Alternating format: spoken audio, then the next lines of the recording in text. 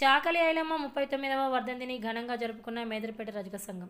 వర్ధంతిని పురస్కరించుకుని దండేపల్లి మండలంలోని మేదరపేట మండల పరిషత్ ప్రాథమికోన్నత పాఠశాలలో చాకలి ఐలమ్మ చిత్రపటానికి పూలమాలలు వేసి నివాళులు అర్పించిన ప్రజాప్రతినిధులు.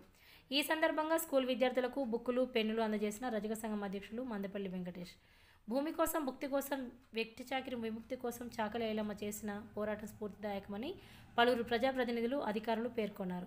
ఈ కార్యక్రమంలో బోయిడి వెంగళరావు, చొప్పదండి రాజేష్, సుద్దాల రాజారావు, కుమ్మరి వేణు, సులువ సురేష్, మొగిలిపక్క శంకర్ గౌడ్, ఎనగందుల సతీష్, అభి, రమేష్, కడతల సతీష్, రాజు తదితరులు పాల్గొన్నారు.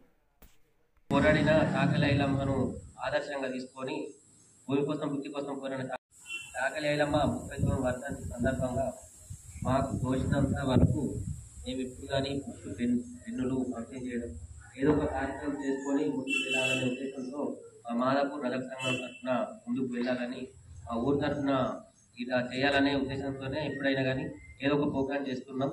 అలాగే ఇప్పుడే చాకలి ఐలమ్మ 39వ వర్ధంతి సందర్భంగా నివాళులు అర్పించడం అనేది. భూమి కోసం, భుక్తి కోసం పోరాడిన చాకలి ఐలమ్మను ఆదర్శంగా తీసుకొని భూమి కోసం, భుక్తి కోసం పోరాడిన